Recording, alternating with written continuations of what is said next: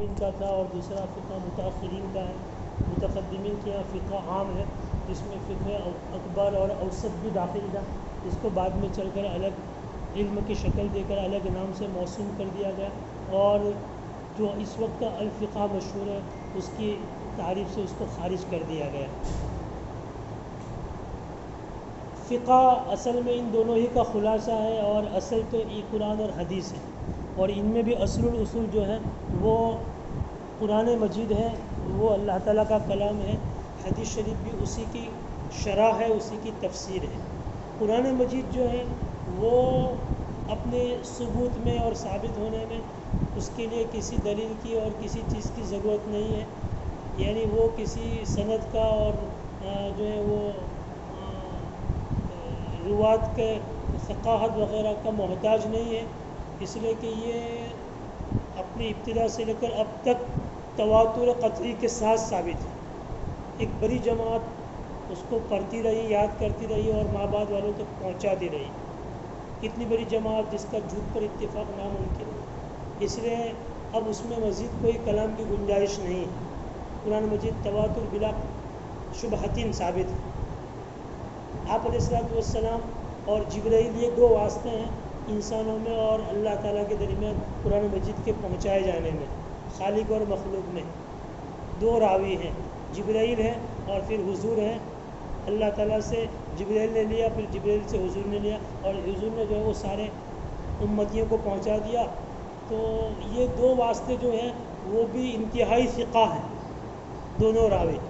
جبرائیل کے بارے میں تو خود اللہ تعالیٰ نے ان کی ثقافت بیان کر دی ہے، انہ لقول رسول کریم ذی قوۃ عند ذی العرش مکین مطاع ثم امین۔ تو بالکل کلیئر ہو گئے کہ یہ ایسا ناقل ہے، ایسا راوی ہے کہ اس کی روایت میں جو ہے وہ کوئی شبہ نہیں۔ خود اللہ تعالیٰ فرماتا ہے کہ رسول کریم کا یہ قول ہے جو پہنچایا جا رہا ہے۔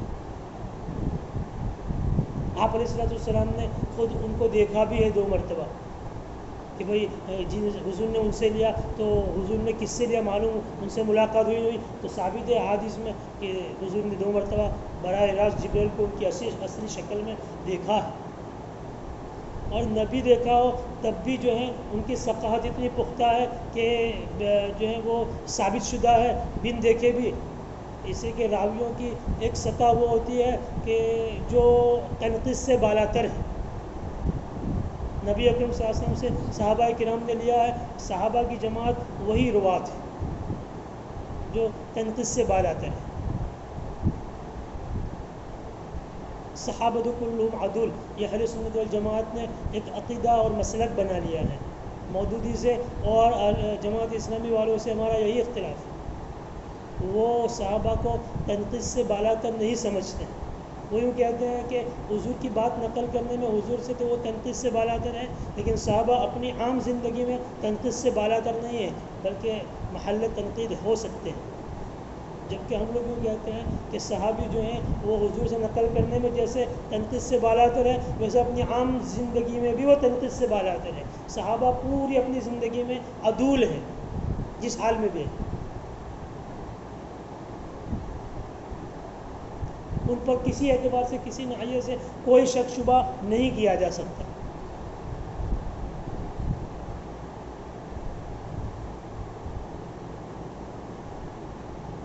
خود نبی اکرم صلی اللہ علیہ وسلم نے بلکہ قرآن مجید نے جو ہے وہ ان کو ثقہ ثابت کر دیا۔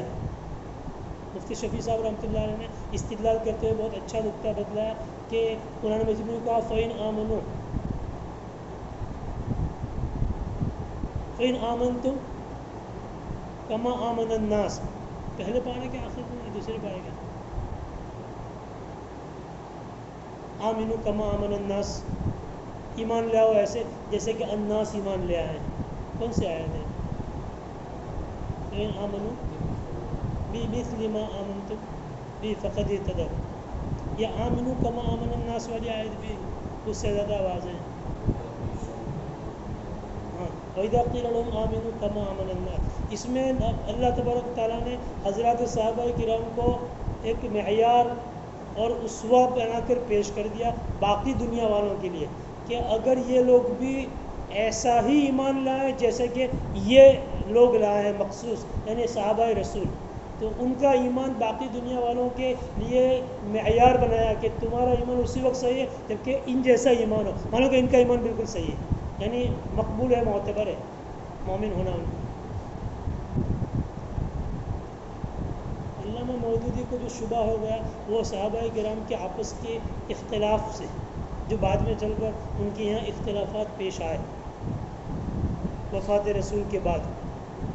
حضرت علی رضی اللہ تعالیٰ عنہ، حضرت معاویہ رضی اللہ تعالیٰ عنہ کے درمیان، حضرت عائشہ حضرت علی رضی اللہ عنہ کے درمیان جنگ صفین جمل ہوئی، حضرت معاویہ کے ساتھ جنگ صفین ہوئی، اور بعض تو یہ اختلافات اس کی وجہ سے ان کو شبہ ہوا کہ ان کی اپنی آپسی زندگی میں یہ جو ہے وہ اختلاف کر رہے ہیں، لڑ رہے ہیں، جھگڑ رہے ہیں، تو پھر کیسے یوں کہا جائے کہ یہ تنقید سے بالا تر. اہل سنت والجماعت نے کہا کہ یہ اختلاف بھی مت کہو، یہ تو مشاجرات، یہ ادبی نام ہے، ادب کا پہلو ہے کہ ہم ان کو اختلاف بھی نہیں کہیں گے. اختلاف تو عام لوگوں میں ہوتا ہے، عوام الناس میں ہمہ شمہ میں باتوں میں اختلاف ہوتا ہے، جھگڑے ہوتے ہیں. صحابہ کا جھگڑا نہیں، حقیقت میں یہ مشاجرات ہے. ایک ہی درخت سے نکلی ہوئی یہ شاخیں تھی، اور شاخیں آپس میں ایک دوسرے میں جو وہ بھر جاتی ہے، الجھ جاتی ہے درخت کی، لیکن ایک دوسرے کے حقیقت میں دشمن یا خلاف نہیں ہوتی. اس طرح صحابہ ایک ہی درخت سے نکلے ہوئے فیض پانے والے، یہ مختلف شاخیں تھیں، ان میں آپس میں اس طرح کا جیسے شاخوں میں ہوتا ہے ایک دوسرے میں بھیڑنا.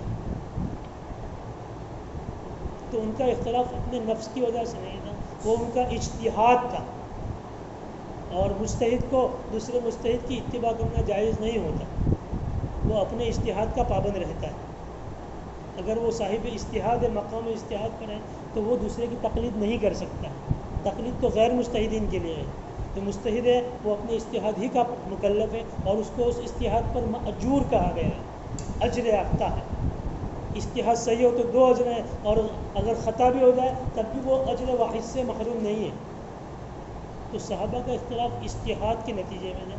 انہوں نے اپنے اجتہاد کے مطابق جو درست سمجھا اس موقف کو مضبوطی سے پکڑا، اور اس کے لیے دوسروں سے مختلف ہو گئے. ان کا اختلاف بالکل نفسانیت سے پاک اور صاف شفاف تھا. حالی کہتے ہیں جگرتے تھے لیکن نہ جگروں میں شر تھا، خلاف آشتی سے خوش آئندہ تر تھا. ہماری صلح سے بھی ان کا اختلاف زیادہ بہتر تھا. تو یہ روات کی وہ سطح ہے جو تنقید سے بالا تر ہے. صحابہ کرام، جبرائیل اور نبی اکرم صلی اللہ علیہ وسلم قرآن مجید میں یہ واسطے ہیں، تو یہ جو ہے وہ بالکل اتنے ثقہ ہیں کہ ان سے زیادہ ثقہ کا کوئی تصور نہیں ہو سکتا. اسے قرآن مجید کے ثبوت میں کوئی کلام نہیں ہے، اس سے کوئی اختلاف نہیں کر سکتا ہے. ان میں شک کرنے والے کافرین ہوتے ہیں، زنادقہ ہوتے ہیں، ملحدین ہوتے ہیں. اہل اسلام میں سے کوئی اس پر شک نہیں کر سکتا ہے. کہ مسلم فرقوں میں کوئی فرقہ ایسا نہیں ہوگا جو قرآن پر اختلاف کرے یا قرآن پر اعتراض کرے. حدیث شریف دوسری بنیاد ہے، دوسری اصل ہے، اور حقیقت میں یہ کہتے ہیں کہ یہ قرآن مجید کی شرح ہے. اس کے قرآن مجید جو ہے وہ ام الکتاب اللہ تعالیٰ کا کلام ہے، جامعیت رکھے ہوئے ہیں. کلام الملوک ملوک الکلام ہوتا ہے. یقیناً وہ جو ہے وہ ہر کس و ناقص کے لیے اس کا سمجھنا اور اس کا ادراک مشکل ہوتا ہے، اس لیے وہ شرح کا محتاج ہے. انبیاء کا سلسلہ، اس کی حکمتوں میں سے ایک حکمت یہ بھی ہے کہ اللہ تعالیٰ نے جو ہے وہ کتب اللہ کے ساتھ رجال اللہ اسی لیے بھیجے تاکہ وہ کتب اللہ کی شرح کرے. اگر کتاب ہی کافی ہو جائے اور کافی ہوتی تو کعبہ کی چھت پر قرآن اتار دیا جاتا، یا تورات زبور بھی اپنے اپنے وقت پر مقدس مقامات پر فرشتے رکھ جاتے اور لوگ لے لیتے کہ پڑھ سیکھ لو، اس پر عمل کر لو اور ہدایت پا جاؤ. لیکن انبیاء بھیجے گئے معلمین، اس لیے صرف کتاب کافی نہیں ہے، کتاب کے ساتھ شخصیت کا ہونا ضروری ہے. تبلیغ والے ایسا کہتے ہیں کہ شخصیات کچھ نہیں ہے، بس کام ہے اصل. تو یہ غلط ہے، یہ گمراہی تھی جو شروع میں دبے پاؤں آئے، پھر اس کی وجہ سے بڑے فتنے ہوئے. اور جو فتنہ اس وقت ہے دعوت تبلیغ کا، وہ اسی عقیدے، اسی نظریے کی دین ہے کہ انہوں نے شخصیات کو دھیمے دھیمے بے اثر کر دیا. شروع میں کئی سال پہلے یہی سب باتیں ہوتی، شخصیت کچھ نہیں ہے، کہا بیان فلاں صاحب کا ہوگا، کہا نہیں فلاں صاحب مت بولو، دین کی بات ہوگی کوئی بھی کرے. یعنی وہ کہنا چاہتے ہیں کہ شخصیت کچھ نہیں ہے. نہیں، ایسا کہنا غلط ہے. اہل سنت والجماعت کے ہمارے مسلک کے حق میں جو اہل حق ہیں ان میں شخصیات کا اعتبار ہے. کچھ نہیں ہے ایسا کہنا، یہ گمراہی ہو جائے گی، چھوٹی سمجھ میں آئے گی، بعد میں بڑی گمراہی پر منتج ہوگی. شخصیت کیوں نہیں، کچھ بھی نہیں، شخصیات ہے رجال اللہ نے اسی لیے تو بھیجے، ورنہ کتابیں بھیج دی جاتی، انبیاء کیوں بھیجتے؟ معلوم کہ شخصیت کی ضرورت پڑتی، اس لیے کہیں گے کہ فلاں صاحب کا بیان ہوگا، کسی کو ثقہ ہے ہم سب میں، صاحب نسبت ہے یا صاحب ارشاد ہے یا صاحب الہام ہے، ان کی باتوں میں سچ غالب ہے. انبیاء تو بالکل قطعی اور یقینی بات کرتے ہیں، اور باقی نائبین انبیاء ان میں ہمارا ظن غالب ہے کہ یہ صاحب الہام ہوتے ہیں، ان کی زبان پر اللہ حکمت اور سچ جاری کرتا ہے. تو پھر ان کی ثقافت کو بیچ میں لانا پڑے گا تاکہ لوگوں کو، سننے والوں کو بات کا اعتماد بڑھ جائے. اس لیے ایسا کہنا کہ شخصیت کچھ نہیں ہے، اور پھر خود ہی اپنی شخصیت منوانا انہوں نے شروع کر دیا کہ میں امیر المومنین ہوں. تو اب تک تو آپ کہہ رہے ہو کہ شخصیت کچھ نہیں ہے، پھر کہاں سے تم آ گئے؟ ایسا ہی ہوتا ہے، جب غلط بات پر بنیاد رکھی جاتی ہے تو پھر وہ منہدم ہو جاتی ہے. خشت اول چون نہد معمار کچ تا سنیا میر و دیوار کچ. اس لیے غلط بات تو غلط ہی ہوگی تو نتیجہ غلط ہی آئے گا، سکرا کبرا غلط ہوں گے نتیجہ غلط آئے گا. تو ڈائیورٹ ہو گیا ہمارا کلام ادھر. اصل جو بات چل رہی تھی وہ یہ ہے کہ حدیث شریف قرآن مجید کی شرح ہے، اور قرآن مجید کو تفسیر کا وہ محتاج ہے، اس لیے کہ وہ جامع کتاب ہے، ام الکتاب ہے، اور اللہ تعالیٰ کا کلام ہے. اللہ تعالیٰ نے پیغمبر کو اسی لیے بھیجا تاکہ وہ اس کی کتاب کی لوگوں کے سامنے وضاحت کرے. آپ علیہ الصلوۃ والسلام نے اپنے عمل اور اپنے قول دونوں سے قرآن مجید کی شرح فرمائی. آپ کے اعمال اقوال سب شرح قرآنی ہے. حضرت عائشہ کی روایت ہے، پوچھا گیا کہ آپ کے اخلاق کیا تھے، تو کہا کان خلق والقرآن، آپ کے اخلاق قرآن تھے. تو اس میں مطلب یہ کہا کہ قرآن آپ کی زندگی ہے اور آپ کی زندگی قرآن ہے. اس لیے احادیث کا ذخیرہ اور احادیث کا مجموعہ یہ شرح کتاب ہے، شرح قرآن ہے.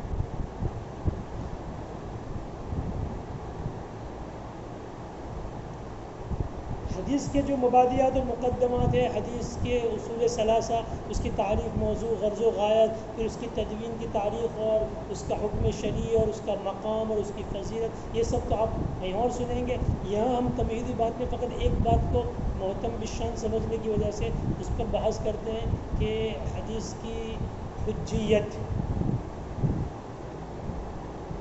قرآن مجید کا حجت ہونا بالکل قطعی ہے، اس میں کسی کا انکار نہیں ہے. کوئی اب تک اس میں اہل حق یا اہل اسلام میں سے کوئی اس سے مختلف نہیں ہے. لیکن حدیث شریف جو نمبر 2 پر ہے، قرآن کی شرح ہے، قرآن کی تفسیر ہے، تو حدیث شریف بھی حجت شرعی ہے. ہمارے اہل سنت والجماعت کا مسلک یہی ہے کہ حدیث حجت شرعی ہے. پوری شریعت کا ماخذ یہ دو ہے، یہ دونوں حجت ہیں، قرآن اور حدیث اصل. پھر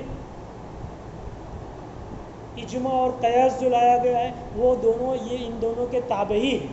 اجماع وہی معتبر ہے، قیاس وہی معتبر ہے جو ان کے اصول کے مطابق ہو اور ان سے مستنبط نہیں ہے، ان سے مستفیض نہیں ہے، تو پھر ایسے اجماع کا، ایسے قیاس کا اعتبار نہیں ہے. تو وہ بھی ضمنی یا ذیلی اصول ہے. اصل اصول جو یہ دو ہے، تو اس میں قرآن تو بالکل قطعی طور پر ثابت شدہ ہے. حدیث کے باب میں جو ہیں وہ کافی ایسی باتیں کی گئی اور اس کی حجیت سے لوگ منکر ہوئے، جن کو ہم منکرین حدیث کہتے ہیں.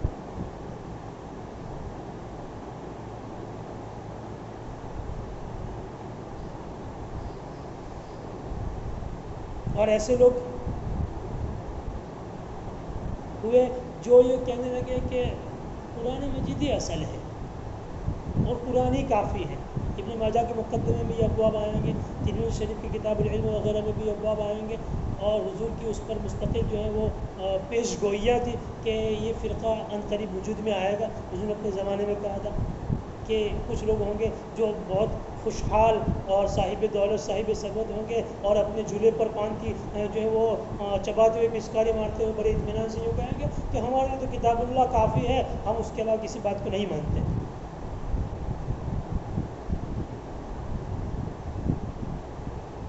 قرآن اصل ہے، اللہ نے قرآن اس کو ہدایت بنا کر بھیجا ہے اور وہی سب کے لیے کافی ہے، بس آگے کسی کی ضرورت نہیں ہے۔ اور رسول کے بارے میں وہ یہ کہتے ہیں کہ رسول تو فقط اللہ اور ہمارے درمیان پیغام پر ہے۔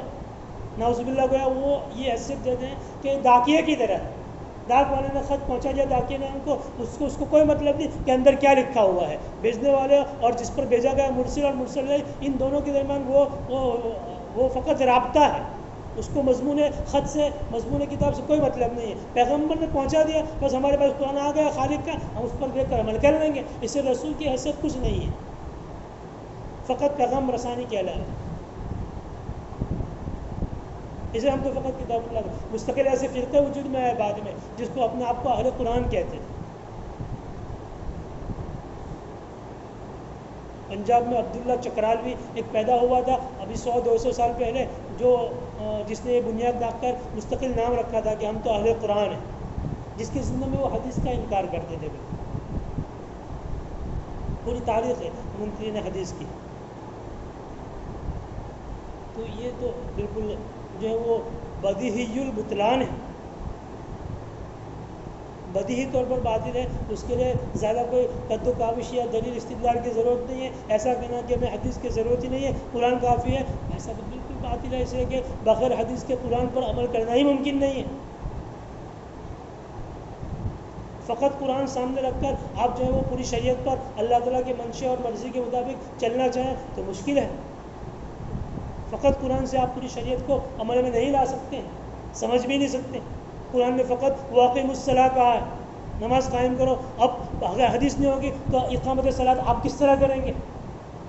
ظہر کی 4، فجر کی 2، عصر کی 4، مغرب کی 3، تو یہ تو حدیث ہی سے معلوم ہوئی۔ اقامت صلاۃ کیسے ہوگا؟ پورا طریقہ حدیث بتلاتی ہے اقامت صلاۃ کا۔ قرآن نے اتنا کہہ کر اجمال پیدا کر دیا ہے اور مجملاً کہہ دیا کہ اقامت صلاۃ، نماز قائم کر لو۔ اب حدیث بتلائے گی کیسے اقامت کرنی ہے، حضور کے عمل سے، حضور کے صلو کما رأیتمونی اصلی۔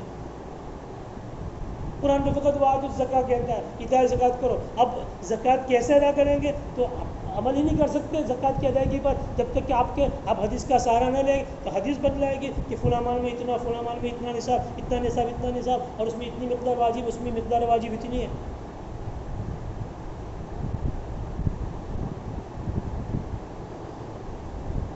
قرآن پر عمل کرنا حدیث کے بغیر ممکن ہی نہیں ہے۔ اسے یوں کہنا ہے کہ ہمارے پاس قرآن حدیث کی بدیہی البطلان ہے۔ اصل میں یہ سب جو ہے وہ عمل کی چوری کی وجہ سے، ان کے سامنے یہ بات ہے کہ حدیث میں پوری تفسیر ہے اور پوری شریعت حدیث نے وضاحت سے بیان کر دی ہے۔ حدیث مانیں گے تو پھر فجر میں جلدی اٹھ کر جانا پڑے گا، ٹھنڈے پانی سے وضو بھی کرنا پڑے گا اگر اسٹوو میں کیروسین نہیں ہے، اور گرمی میں رمضان آئے گا تو روزے رکھنے پڑیں گے حدیث کو مانیں گے تو۔ لیکن حدیث نے روزے کی تفصیل بتلائی، صوم جس کو کہتے ہیں وہ حدیث ہی کو انکار کر دو تو پھر یہ عمل کی جھنجھٹ ہی نہ رہے، مانیں گے تو پھر کرنا ہی پڑے گا۔ جو غیر مقلدین پیدا ہو گئے ہیں وہ بھی اسی وجہ سے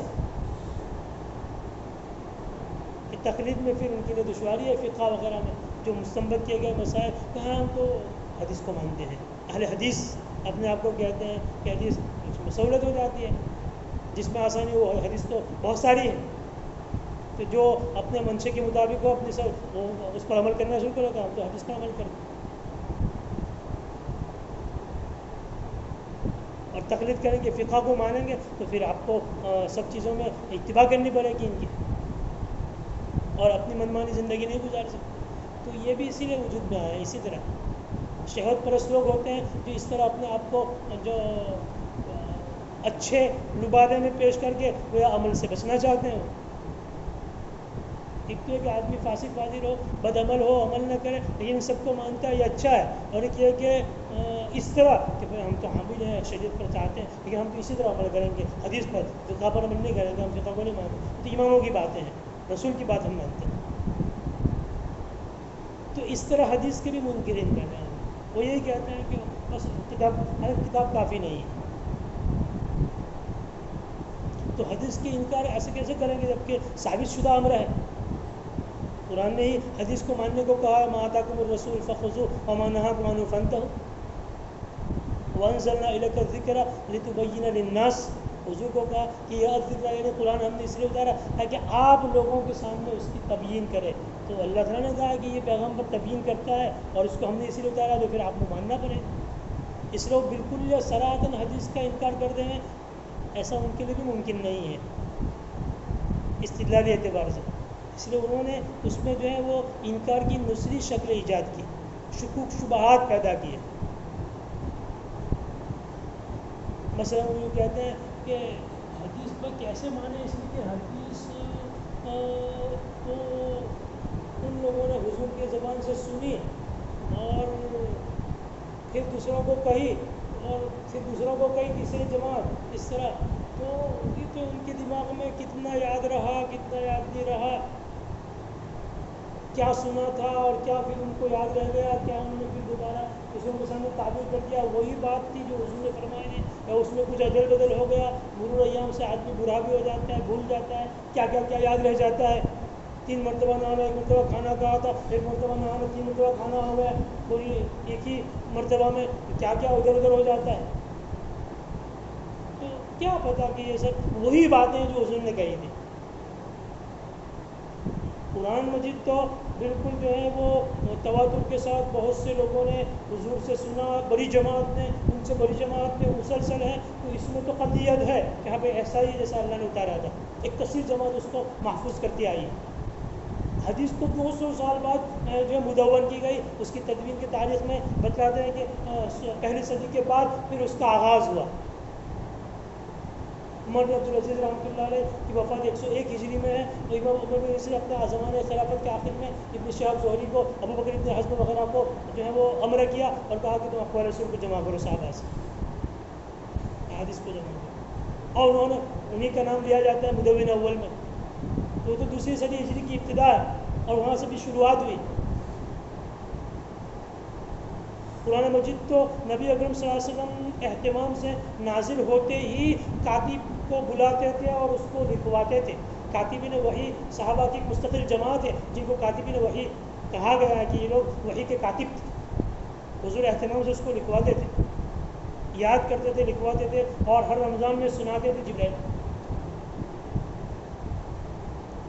حدیث میں وہ اہتمام نہیں کیا گیا جو قرآن کے لیے کیا گیا ہے. حدیث یعنی قرن اول میں، قرن رسالت میں قرآن مجید کی حفاظت کا جو اہتمام کیا گیا وہ حدیث کے لیے نہیں کیا گیا.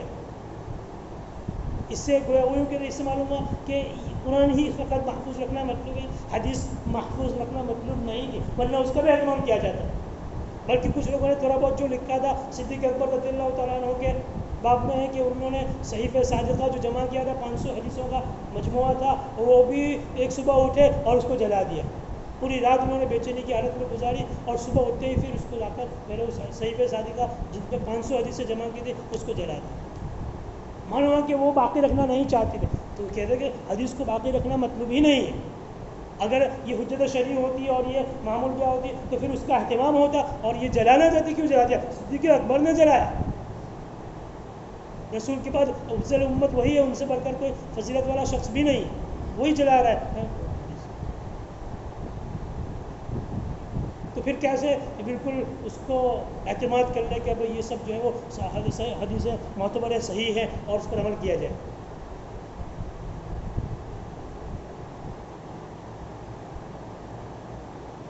تو یہ کوئی اشکال بھی اتنا مضبوط نہیں ہے، اس لیے کہ ان لوگوں کی نظر اس پر نہیں ہے. یوں کہنا کہ حدیثیں جو ہے وہ بعد میں جمع کی گئی، محفوظ کی گئی اور پہلے نہیں رکھی گئی قرآن کے لیے جس طرح اہتمام کیا گیا، ایسا نہیں ہے. نبی اکرم صلی اللہ علیہ وسلم نے ایسا چاہا اور منشا رسالت تھا کہ قرآن اور حدیث کی دونوں کی شان میں امتیاز رہے. اس کے دونوں الگ ہیں، دونوں کی قطعیت میں فرق ہے. ایک کلام اللہ ہے، خالق کا کلام ہے، دوسرا مخلوق کا کلام ہے، اگرچہ وہ بھی وحی ہے، وحی غیر مطلوع ہے، وہ وحی مطلوع ہے، لفظی اعتبار سے وہ خالق کی طرف منسوب ہے اور یہ مخلوق کی طرف منسوب ہے۔ تو خود نبی اکرم صلی اللہ علیہ وسلم یہ چاہتے تھے کہ کلام اللہ اور کلام رسول میں امتیاز باقی رہے، دونوں میں فرق رہے، اور وہ بالکل ابتدائی زمانہ تھا اسلام کا اور رسالت کا، اور تو حضور نے یہ چاہا کہ پہلے قرآن مضبوط اور محفوظ ہو جائے ان میں، اگر دونوں ایک ساتھ لکھوانا شروع کر دیں تو خلط مت ہونے کا شبہ تھا، خطرہ تھا۔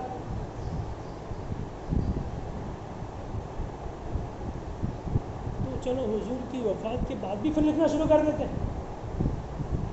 تو وہ یہ ہے کہ حضور کی وفات کے بعد خلافت کا دور شروع ہوا، اور جیسے کہ تاریخ میں واضح ہے خلافت صدیقی اور خلافت فاروقی وغیرہ میں اسلام بہت تیزی سے پھیلنا شروع ہوا، جزیرہ عرب سے باہر اور علاقے جزیرہ عرب کے اطراف کے جو علاقے ہیں وہ اس کی فتوحات شروع ہو گئی۔ خاص طور پر صدیق اکبر کی خلافت تو 2 سال 2.5 سال ہے، لیکن فاروق کی خلافت 10 سال پر محیط ہے، اور اس میں دھڑا سب علاقے اسلام میں داخل ہوئے۔ شام پورا فتح ہوا، ادھر جو وہ ایران فتح ہوا، عراق فتح ہو گیا، افریقی ممالک فتح ہونے شروع ہوئے، مغربی افریقہ، تو نئے نئے لوگ مسلمان ہونا شروع ہوئے اور اسلام مسلمانوں کی تعداد ایک دم بڑھنے لگی۔ تو فوری طور پر اس کی ضرورت تھی کہ یہ جو سب مسلمان ہیں ان کو ایک قانون بدلا دیا جائے اسلام کا اور اسلامی تعلیم کا، کہ آپ کو مسلمان ہونے کا کیا مطلب ہے، صرف ختنہ کروانا ہی مسلمان ہے؟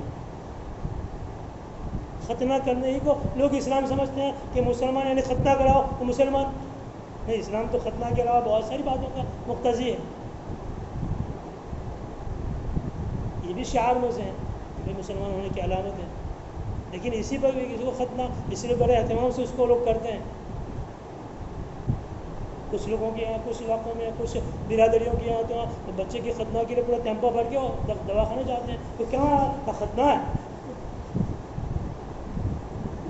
تو میں سنتا ہوں کہ اتنا اہتمام کہ وہ شعار ہے اسلام کی، کیونکہ اسلام کا شعار ہے، باقی شعار تعظیم کے قابل ہے، عظمت کے، میں یعظم شعائر اللہ، اسے دعوت بھی کرتے ہیں ختنہ پر بہت سی برادریوں کو، کھچوڑے سے ٹیمپا بھر کے جاتا ہے، کوئی ہتھوڑے کا تو نہیں ہے۔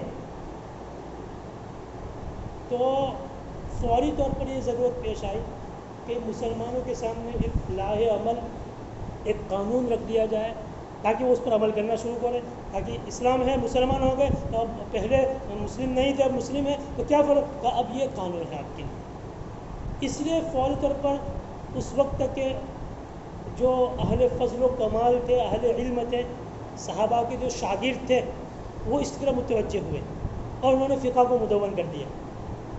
اس فقہ کی تدوین پہلے ہوئی ہے، حدیث کی تدوین بعد میں ہوئی ہے۔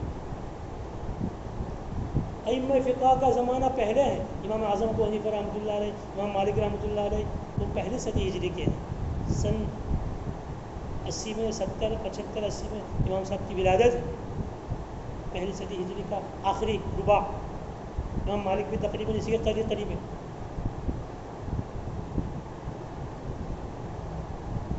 تو فقہ کی تدوین کی ضرورت پہلے تھی، تو الاہم فلاہم کے پیش نظر اس کی طرف اہل علم کی توجہ زیادہ رہی، تقاضۂ حال یہی تھا، اس سے پہلے مسائل مدون کر دیے گئے تاکہ امت کے سامنے یہ ایک لاہ عمل ان کا آ جائے اور ایک قانون آ جائے اور اس کے مطابق ان میں نظم ہو سکے، انتظام ہو سکے۔ اور اس سے فراغت ہوئی تو اب یہ بھی ضرورت تھا کہ جو مسائل مستنبط کیے گئے ہیں، ظاہر ہے کہ بہت سے لوگ ایسے بھی ہوں گے اصحاب علم، تو اب وہ پوچھیں گے یا ان کے لیے ضرورت پڑے گی یہ مسائل کی دلیل کیا ہے، تو پھر ان کے مستدلات کی ضرورت پڑی، تو پھر حدیث کو مدون کیا گیا کہ یہ ان کے مسائل ہیں، یہ ان کے مستدلات ہیں، یہاں سے مسائل لیے گئے ہیں، یہ بھی ضروری تھا۔ اسے پھر احادیث کی تدوین کا زمانہ شروع ہوا۔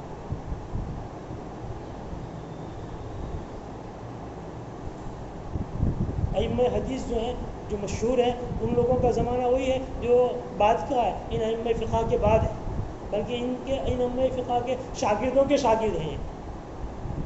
امام بخاری کی بھی سند پہنچے گی تو انہی ائمہ تک پہنچے گی۔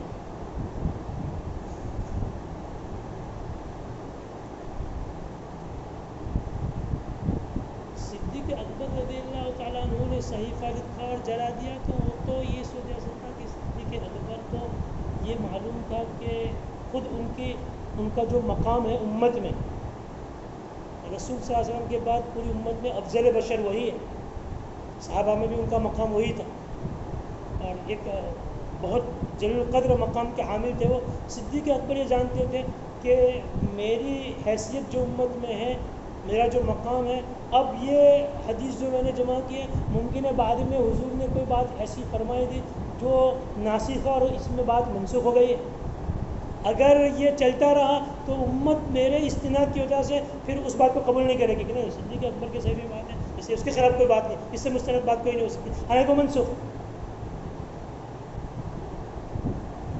تو ممکن ہے ایسی باتیں پیش آئیں، اور ان کے فراست میں یہ بات تھی کہ یہ باتیں بعد میں جمع ہو جائے گی، محفوظ ہو ہی جائے گی، اس سے فی الحال اس کو محفوظ کرنے کی ضرورت انہوں نے نہیں سمجھی، انہوں نے یہ خطرات کا محسوس کیا ہوگا، اس لیے انہوں نے اپنی طرف نسبت ہونے کی وجہ سے اس استناد کو ختم کر دیں اور صحیح کو ختم کر دیں،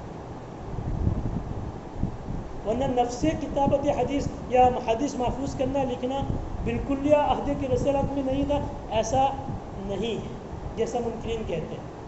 قرآن مجید کو ترجیح دی گئی، پہلے لکھا گیا، محفوظ کیا گیا، بلکہ شروع میں یہ باتیں موجود ہیں کہ نبی اکرم صلی اللہ علیہ وسلم نے اس کی تاکید فرمائی کہ مجھ سے قرآن ہی لکھو اور اس کے علاوہ غیر قرآن نہ لکھو، یعنی کوئی حدیث مت لکھو، لیکن وہیں پر بعد کے سالوں میں حضور ہی کے زمانے میں یہ بات بھی ثابت ہے کہ حضور نے حدیث کی لکھنے کی اجازت دی یا حکم دیا۔ عبداللہ ابن عمرو بن العاص رضی اللہ عنہ کا صحیفہ مشہور ہے، سب سے زیادہ حدیث انہوں نے جمع کی تھی، حضور سے اجازت لے کر لکھی تھی، اور بھی بعض مواقع پر حجۃ الوداع کے موقع پر بھی حضور کا جو بڑا خطبہ تھا، ایک یمن کے صحابی آئے اور کہا رسول اللہ آپ کی بات ہم نے سنی، پورا خطبہ اور بہت مفید ہے، میں چاہتا ہوں کہ مجھے میرے لیے لکھوا دیا جائے تاکہ میں بعد والوں کو پہنچاؤں۔ حضور نے کہا اکتبوا لأبی شاہ، ابو شاہ یمنی کے لیے، اور ان کے لیے لکھ دو یہ۔ تو نفسی کتابت ثابت ہے، البتہ وہ اہتمام جو قرآن مجید کی کتابت کے لیے وہ نہیں ہے، اس لیے کہ یہ خود منشا رسالت تھا کہ کتاب قرآن مجید میں اور حدیث کی شان میں امتیاز رہے، دونوں میں فرق رہے، اور یہ کہ ان کو یاد رہا نہیں رہا یہ شبہ اس وجہ سے زیادہ باقی نہیں رہ پاتا کہ اول تو فی نفسی انسانوں کے حافظ دنیا میں ایسے ہیں، نظیرے ہیں بے نظیر، کہ وہ ایسی باتیں یاد رکھ لیتے ہیں اتنی پرانی اس میں خطا نہیں کرتے ہیں، اور خاص طور پر عربوں کا اس میں دنیا میں قوموں میں عربوں کا حافظہ ویسے بھی مشہور رہا ہے، صحابہ کرام کو اللہ تعالیٰ نے ایسے حافظے دیے، بلکہ بعد کے لوگ جو ہیں ان کے ایسے حافظے ہوئے ہیں جو یوں سمجھے جا سکتے ہیں کہ معجزہ کہ کیسے ایسا حافظہ ان کے پاس تھا، عجیب واقعات ان کے حافظے کے۔ پھر حافظے کی قوت کے ساتھ عربوں میں یہ بات تھی کہ ان میں چونکہ کتابت اتنی عام نہیں تھی، لکھنے پڑھنے کا رواج تھا ہی نہیں، کیا دکا لوگ جانتے تھے، اور لکھنے پڑھنے کا رواج نہ ہونے کی وجہ سے ان کے پاس اپنی باتیں یاد رکھنے کا یہی ایک ذریعہ تھا حافظہ، اور جو فطری قوتیں ہیں ان میں یہ خاصیت ہوتی ہے کہ فطرت نے جو قوت دی ہے، جو قوتیں ان کو جتنا استعمال کیا جائے گا وہ اور مضبوط ہوگی اور قابل۔ حافظہ بھی فطری ایک صلاحیت اور قوت ہے جو اللہ نے ودیعت کی ہے۔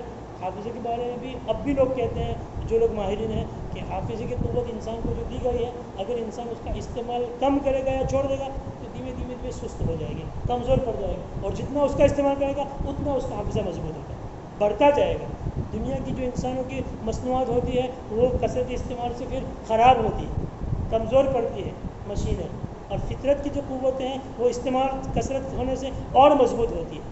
حافظہ بھی ایسا ہے، بچپن میں حافظہ مضبوط ہوتا ہے، جیسے کہ اس کو خوب کام میں لاتا ہے، روزانہ حافظے کی در سے وہ 2 صفحے یاد کر رہا ہے، دور یاد کر رہا ہے، سبق پر یاد کر رہا ہے، اور اسکول میں وہ یاد کر رہا ہے، اس کا حافظہ مضبوط ہوتا ہے۔ پھر حافظ ہو گیا، پھر عالم بھی بن گیا، اب کوئی یاد کرنے کی ذمہ داری نہیں رہی، یاد کرنا چھوڑ دیتا ہے، بعد میں حافظہ کمزور ہو جاتا ہے۔ جیسے بہت سے جو سمجھدار لوگ ہوتے ہیں وہ بعد میں بھی اس کا اہتمام کرتے ہیں، عالم ہونے کے بعد بھی، خدمت میں لگ جانے کے بعد بھی باقاعدہ روزانہ 2 حدیثیں 4 حدیثیں نئی یاد کریں، کہ ہاں اس کو کام میں رکھنا ہے تاکہ وہ مضبوط رہے، یاد کرتے رہو تو یادداشت مضبوط ہوتی جائے، اور چھوڑ دو تو پھر کمزور ہوتی جائے۔ بیمار پڑنے سے کئی مرتبہ جو ہے وہ کئی دن تک بستر پر آدمی رہتا ہے، پھر اٹھ کر چلنا چاہتا ہے، ایک دم نہیں چل پاتا، پھر دھیمے دھیمے اس کو ورزش کرنی پڑتی ہے، فیزیو کے پاس جانا پڑتا ہے، اور یوں مورے تب جا کے چلنے کے قابل، اور چلتا رہے تو پھر دوڑتا ہو جائے گا۔ جتنا کام میں رہا اتنا مضبوط ہوتا ہے۔ تو وہ لوگ پڑھنے لکھنے کا رواج نہ ہونے کی وجہ سے حافظ ہی کو کام میں لاتے تھے، ان کو گوروں کے نسب یاد رہتے تھے، اتنے نسب گوروں کے، یہ فلاں کا یہ گورا تھا، اس کا نطفہ اس میں آیا تھا، اس کا بچہ یہ، اس کا بچہ یہ، اس کا بچہ ہے، کئی نسلوں تک گورے کے نسب ان کو یاد تھے، جو ایسی چیز ہے جو اتنی یاد رکھنے کے قابل بھی نہیں ہے یا ضرور بھی نہیں ہوتی۔ تو پھر یہ حافظ کی قوت کے ساتھ پھر جو بنیادی چیز ان میں مؤثر ہوئے کہ نبی اکرم صلی اللہ علیہ وسلم کا کلام وہ محفوظ نہ کرے یا ان کو یاد نہ رہے، جبکہ اس میں محبت کا بھی اثر ہوتا ہے۔ آپ علیہ السلام سے سب سے زیادہ محبت کرنے والے لوگ تھے، ان کی محبت اس قدر ہوتی تھی، اور محبت یاد رکھنے میں زیادہ مؤثر ہوتی ہے۔ آدمی کو کچھ یاد نہ رہے لیکن محبوب کی باتیں یاد رہ جاتی ہیں، بہت ساری باتیں بھول جاتا ہے لیکن یہ یاد رہتا ہے محبوب کے ساتھ بچپن کی دوستی تھی یا بچپن کی محبت تھی، کا فلاں گلی کے نکڑ پر ملاقات ہوئی تھی پہلے، اس کا پورا منظر یاد ہوتا ہے، کیا کھایا تھا، کیا دیا تھا ہدیہ، وہ بھی یاد ہوتا ہے۔ محبت یہ بات کو زیادہ یاد رکھواتی ہے، اس کے اس کا تعلق محبت کا ہوتا ہے۔ تو نفس حافظہ ہی اتنا زبردست، عربوں کا حافظہ، پھر اس کے ساتھ حب رسول ان میں مل گئی تھی، تو حضور کی باتیں وہ بھول جائیں ایسا ہو ہی نہیں سکتا۔ ان کو پوری باتیں ایک چھوٹے چھوٹے منظر کے ساتھ یاد ہوتی تھی۔ اسے حدیث پڑھنے والوں کو پتہ ہوگا، یہ پتہ چلے گا کہ وہ بعض صحابہ نقل کرتے ہیں بات، تو حضور کی بات تو اتنی ہوتی ہے 3 لفظ یا 4 لفظ پر مشتمل، کیسا فرمایا، اور حدیث اتنی لمبی ہے کیوں، تو پورا منظر بیان کرتے ہیں کہ حجۃ الوداع میں جو ہے وہ عرفات کے میدان میں اتنے وقت میں، ظہر کے بعد کے وقت میں، حضور جو ہے فلاں پہاڑی کے نیچے فلاں جگہ کھڑے تھے اور اونٹنی پر سوار تھے، اور اونٹنی کے منہ سے رال ٹپک رہی تھی، میں حضور کے اونٹنی کے سر کے نیچے کھڑا تھا اور وہ رال میرے سر پر سے ٹپک کر یوں گزر رہی تھی اور یہ ہو رہا تھا، اور حضور نے فرمایا کہ ایسا۔ تو یہ پورا ان کو یاد ہے، بعد کے زمانے میں صحابہ اس کو نقل کر رہے ہیں، اس لیے انہوں نے جو یاد رکھا کسی نے ایسا یاد نہیں رکھا۔ اس لیے حفاظت میں اور محفوظ رکھنے میں یہ شبہ کہ وہ بھلا گئے ہوں گے، ان کو کیا یاد رہا، کیا سنا، ایسا نہیں ہوتا ہے۔ تم اپنی محبت کی باتیں بچپن کی جب اتنی مضبوطی سے چھوٹی چھوٹی تمہیں یاد رہ جاتی ہے، جبکہ ہمارا حافظہ اتنا مضبوط بھی نہیں ہے۔ بچہ بھول جاتا ہے، جب اسکول میں ماسٹر پوچھتا ہے کہ ابا کا نام کہا، اسماعیل کا، دادا کا نام، وہ پوچھ لینا پڑے گا، گھر پہ پوچھ کے عمل کرتا ہے، دادا کا نام بھول جاتا ہے وہ، یہ حافظے کا عالم ہے۔ لیکن دوسری بات سب باتیں یاد رہتی ہے۔ تو حضرات صحابہ کرام نے ان سب باتوں کو محفوظ کیا، یقیناً ان کے حافظے کو دیکھتے ہوئے اور ان کی محبت کو دیکھتے ہوئے ایسا یقین ہو جاتا ہے کہ انہوں نے ایک لفظ اور ایک حرف کی بھی ادھر ادھر نہیں کر سکتا، ایسا ان کو محفوظ کیا، پھر انہوں نے دوسروں کو پہنچایا۔